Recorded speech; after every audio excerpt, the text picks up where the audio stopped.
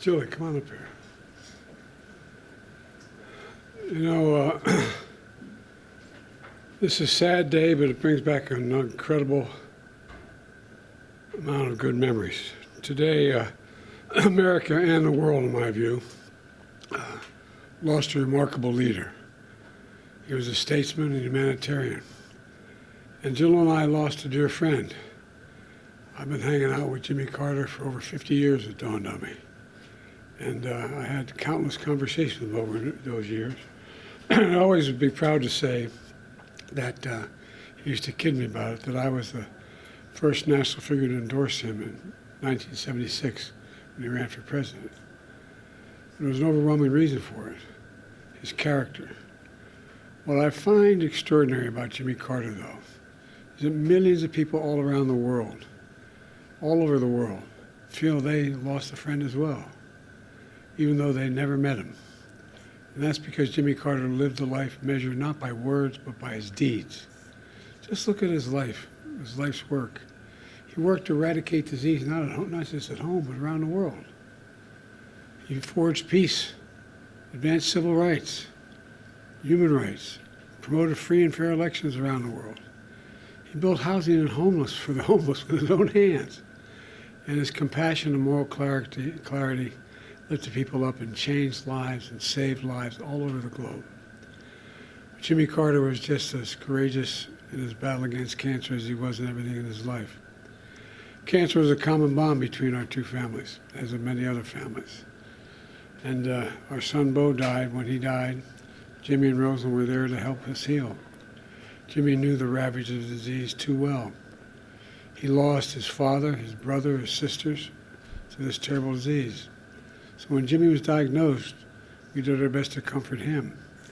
We met with him down in Plains, we met with him, and anyway. We talked and shared our beliefs that as a nation, we have the talent and the resources to one day end cancer as we know it, if we make the investments. He believed that like I do. I'll always cherish having seen Jimmy and Rosalind Carter together. Theirs was a love affair of the ages. While we'll miss them both dearly, I do take some solace in our kids were saying it, that they're united once again. We're going to remain forever in our hearts, but they're together again. The entire Carter family, on behalf of the world, the whole nation, we send our whole heartfelt sympathies and gratitude. Our gratitude for sharing President Carter with us for so many years. You know, Jimmy Carter stands as a model of what it means to live a life of meaning and purpose, a life of principle, faith, and humility. His life dedicated to others. You know, he was like my dad. He thought that, he said, Joey, a job's about a lot more than a paycheck. It's about dignity, your dignity. About being able to look your kid in the eye and say, honey, everything's going to be okay.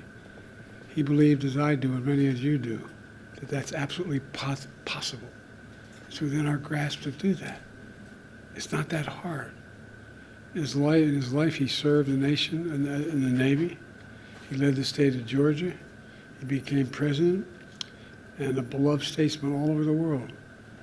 But to know his core, you need to know he never stopped being a Sunday school teacher at that Baptist church in Plains, Georgia. Today's world, some look at Jimmy Carter and see a man of a bygone era. With honesty and character, faith and humility, it mattered. But I don't believe it's a bygone era. I see a man not only of our times, but for all times. Someone who embodied the most fundamental human values we can never let slip away. Although sometimes it seems like it is. We may never see his like again. We'd all do well to try to be a little more like Jimmy Carter. You know, my mom, you've heard me say this before, used to say, bravery lives in every heart, and someday it'll be summoned. Every time it was summoned, he stepped up. Every time, politically, personally, morally. And, you know, everything. The one thing I admired most about him, he thought and believed, and he really did believe this, and I do as well, that everybody deserves an even shot. No guarantees, just a shot.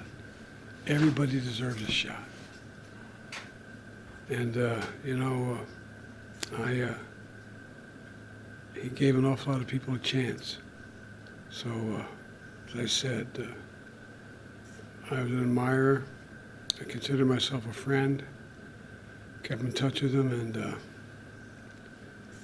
his son, I was going to tell you a story his son told me, but that'd be inappropriate. Maybe he'll tell you, but about I think he's happy. I think he's happy with Roseland.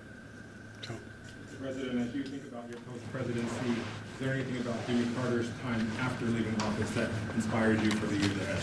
Yeah, never give up hope. Never give up hope. I mean it from the bottom of my heart. So much negativism out there. I know you're tired of hearing me say it over the last 4 years. But folks, there's nothing beyond our capacity. Nothing beyond our capacity.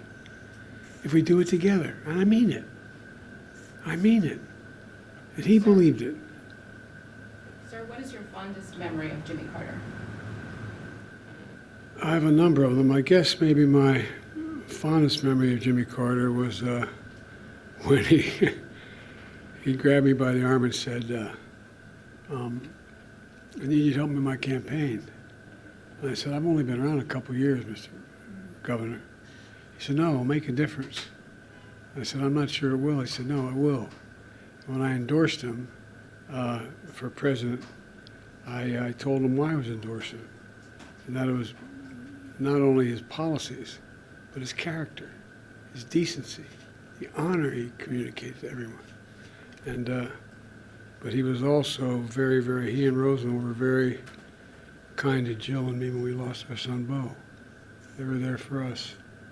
And I don't know, it's, I think that what Jimmy Carter is an example of is just simple decency. Simple decency. And I think that's what the rest of the world looks to America for. So what members of the family have you spoken to? I think I've spoken to all the children. Maybe some, I just got off the phone with, I think there were, I don't know how many on the phone, but I think, and I've spoken to some of the friends of the family. They're helping with the services. And my team is working with his family and others to see to it that he is remembered appropriately here in the United States and around the world. There's a process we're going through that will take a little time is to set up this. I announced earlier today we're going to do a major service in Washington, D.C. on behalf of him. But that's a formal procedure that's underway. So I'm sure we'll start talking a lot to the family between now and my main contact is Chip. Is there any Thank you. President Trump to take from President Carter? Decency. Decency. Decency. Everybody deserves a shot. Everybody. Can you imagine Jimmy Carter walking by someone who needs something and just keep walking? Can you imagine Jimmy Carter referring to someone by the way they look or the way they talk? I can't. I can't. You know, I think the end of the deal here is that one of the reasons why we're looked to by the rest of the world, for the bulk of our nationhood, we've laid out what our values are. We've said what we believe. It's not just in the Declaration, we hold these truths to be self-evident, but there's a feeling. The rest of the world looks to us. And he was worth looking to. So thank you very much. Appreciate it. Thank you.